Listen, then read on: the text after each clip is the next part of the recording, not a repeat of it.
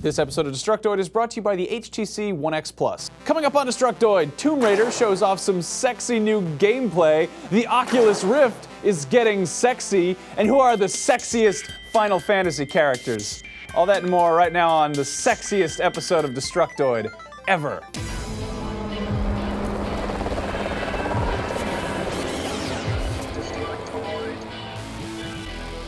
Welcome to Destructoid, I'm Max Scoville. With me, filling in for Tara Long, is Adam Sessler. Yes, I am Adam. Yes, that is my name. In addition to being the sexiest episode ever, it's also the Sessiest episode.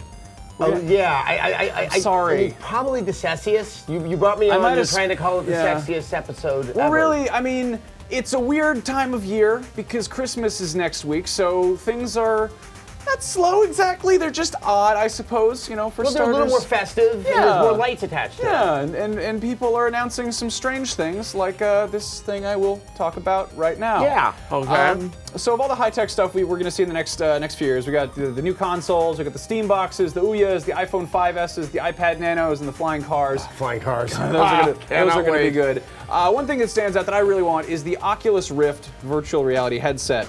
These are the future goggles that raised like $2.5 million on Kickstarter and have the support of god-tier game designers like Cliffy B or Gaben or the John Carmack. The John Carmack. Yeah, right? These guys who just like come down from their ivory towers to say, yes, the Oculus Rift work. I've actually used the Oculus Rift headset myself, and I do want one. The hardware is cool. There's me looking stupid wearing a Jubilee shirt playing with it. Anyway, the hardware is cool, but what about the software? We don't really know a whole lot about what it's going to be running. We know it's going to run the Doom 3 BFG edition. We know it's going to run Hawken.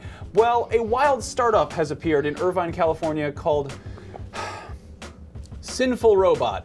And they have the goal of developing the world's first series of fully immersive erotic encounters. Sorry, hold on, I just need to relish this moment. I just announced that a company is making virtual reality porn, and I got to do that for my job. I love my job, and Adam Sessler is here with me. Anyway, Sinful Robot is aiming to get a jump start on this, and they're hiring artists and animators right now in anticipation of the Oculus Rift's 2014 release to the public. As long as the prospective employees aren't afraid of working with spicy content, such as wireframe naked ladies. Anyway, Sinful Robot's co-founder and creative director Jeroen van den Bosch wrote the following on Reddit.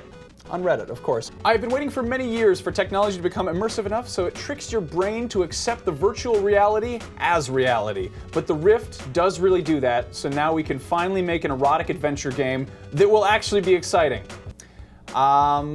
Okay, I don't know about you guys, but I'm actually completely in support of this. Just this weekend, I was making a joke to my girlfriend about how funny it would be if Microsoft called their next console a sex box and then ditched the whole family-friendly approach in favor of a shameless smut machine. And as you might expect, the joke wasn't actually funny, and my girlfriend rolled her eyes and went over to the other room to look at pictures of dressers on Pinterest or something, so I was left alone. And I could have really used a virtual reality sex headset at that exact moment, so I don't know, I think it's cool. I mean, there are like thousands and thousands of games where you shoot pretend dudes in the face with pretend guns, and then pretend blood goes everywhere. But the second that someone makes a game about having pretend sex with ladies, everyone's like, ew, that's weird. That's not. There's like 60-year-old women who are reading 50 Shades of Grey on the bus, and it's like it's weird that we want to. Not in our games. No. We should have sexy robot headsets in our game. There's no nether region parts in video games. I just like the idea of the erotic adventure game. I mean, I just like the addition of adventures. If somehow that like kind of helps justify the erotic. So if you're going to do the Perils of Gwendolyn in the Land of Yik Yak with Tawny Katane. Oh. Yeah, you used to find that on VHS. Oh, yeah, God, my friends. You're so old. Tawny Katane, she was in the White Snake videos, wasn't she? Yes, she was. Yeah. Oh man. The Bachelor Party. Oh boy. Yeah. No, I don't know. The adventure thing is interesting because it's. Is that really what you want? Do you want adventure, or do you just kind of want to rub one out? If I'm in a state of undress, do I want to go through the jungle? Because I see danger in that. Right? Yeah. Okay. All right. Let's. I guess on that tone, a new trailer, or maybe it's a developer's diary.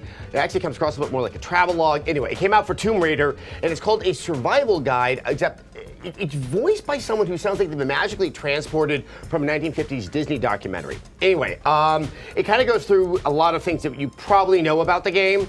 It's a reboot. It's a reimagining, it's a new origin story. Laura's going to be in danger. It seems to be focusing on the fact that there's an upgrade, well, there is an upgrade system in the game, and it's actually a fairly expansive upgrade system that affects both the weapons and Laura's skills herself. And they kind of show how they're integrated into the three-pronged and three-tiered approach of the game, which is exploration, combat, and puzzles.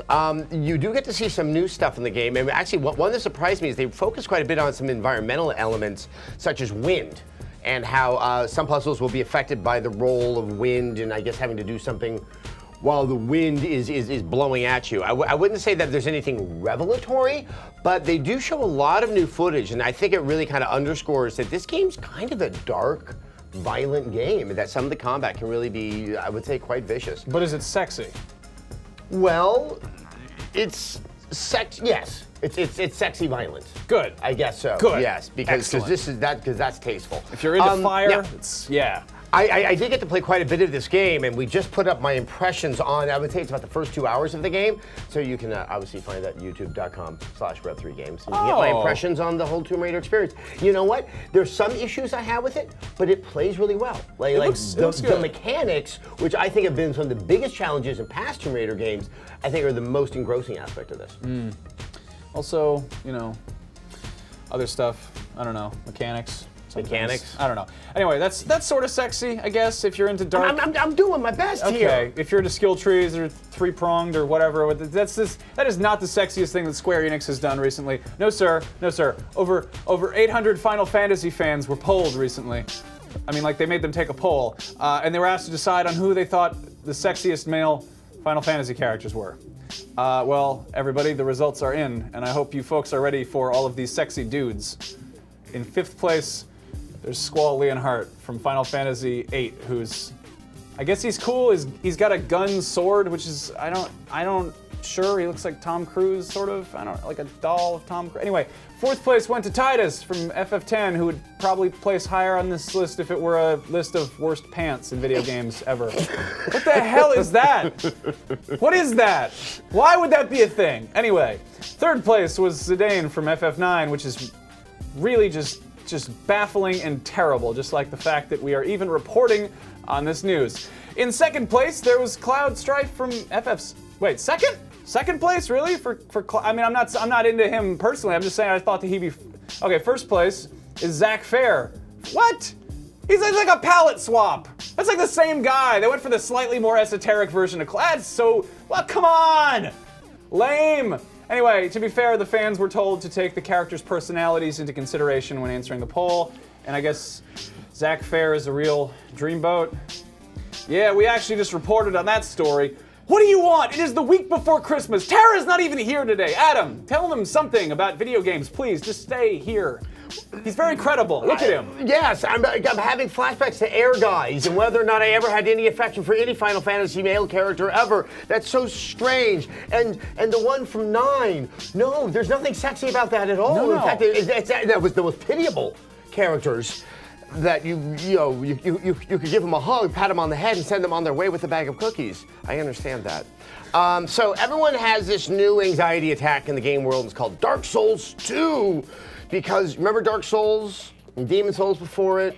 How it's like I would wake up in the morning and be like, oh, I need an aneurysm. I'm gonna play some. Yeah. You know, they're both incredibly hard. There's not enough abuse in my life. Then some statements were made about Dark Souls 2 that they were gonna try to make it accessible. No. And of course, the internet went, no, you cannot share my game with others. Well, anyway, there's an interview in Edge magazine that might shed some light on the situation. From Software, that's the name of the company, the director Tomohiro Shibuya tells the magazine that, quote, right in the beginning when players first pick up the game is something that I will definitely focus on. To not immediately throw them into Dark Souls, but provide a good introduction in terms of what the game's about and how the game should be played. Hopefully that adjustment at the very beginning of the game will help draw in players and get them addicted right away without immediately making players feel rejected by the game system itself. Apparently that still strikes some gamers outrageous that you would try to design your game to let people learn how to play it in the beginning so that more people can buy it and then you can make more games like that down the line. Yeah, 'cause I was already noticing comments on this story from people who are like, oh no, you're maybe. I want my game to myself and my 2 other friends that have the hours and the times to do this. So maybe this will offer some respite to the chorus of people who think that the game is going to be turned into just, kind of a platformer. But no, I think everyone still wants it to be for the elite few. They should do Baby Souls. They should do like a cute version of Dark Souls, and it's just super easy. There's not even a fail state. Dark Soulsies. Yeah. Lego Dark Souls. Lego Dark Souls. I like that. I'd be on board with that. It'd be good. Anyway, with all this news, we should probably take a break and read a word from our sponsor. Okay. Let's do it. Attention, Internet. It's the distant year of 2013 AD is going to be starting in a matter of days, and that means that we will officially be in the future. And in the future, you will need to have a high-tech computer phone like the HTC One X Plus.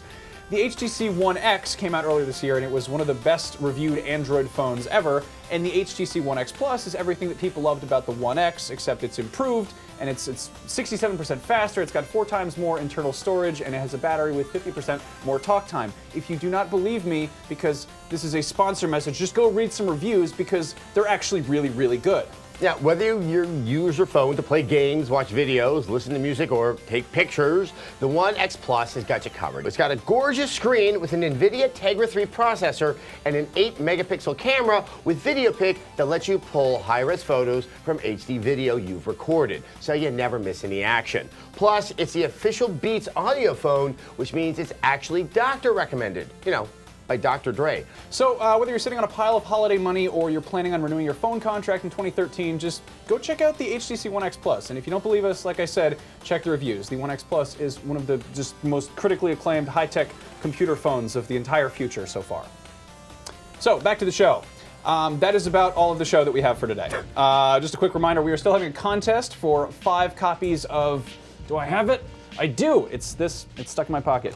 We have Street Fighter Cross Tekken for the PlayStation Vita, physical copies. To win one, just draw me and Tara, not Adam. He's too easy to draw. He doesn't have enough hair. As Street Fighter and Tekken characters fighting each other. You have to do one of each because this is Street Fighter Cross Tekken, not Street Fighter or Tekken.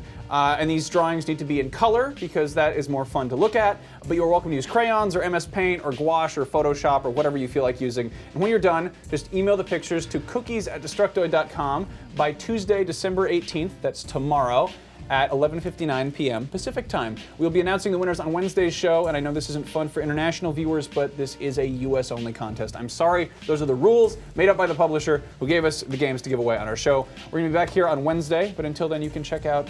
You drew a picture of me. I And you did. make me look like the guy from the original Hills Have Eyes. So yes, you've shown it's very easy. See? Just like that. So there, that's not to be You inspiration. turn it upside down, there. he looks like a beautiful young lady. Yeah, we have some other stuff over at Rev3 Games. Obviously, we already talked about the impressions of my time with Tomb Raider, but also I have just thrown up a new Sessler something, and we have now officially renamed the show Sessler something. So to be That's able what to it's see called? yeah, we decided to go Really? with, well, perpetual motion, there's inertia, you stay with it. I do tackle the rather difficult topic of obviously what happened in Connecticut with Newtown, as there were some comments about the role of video games or what people think is the role of violence in video games and how it may have affected boy. the situation. Well, if anybody's qualified to talk about it, it's probably you. Well, thank you. Well, Thank you. we can hope. As always, you guys can follow us on Twitter. I'm Max Scoville. He's Adam Sessler.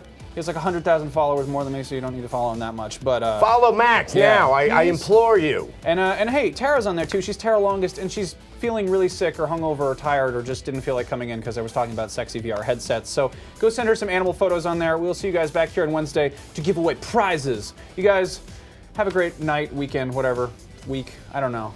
Enjoy Transcendence. Goodbye.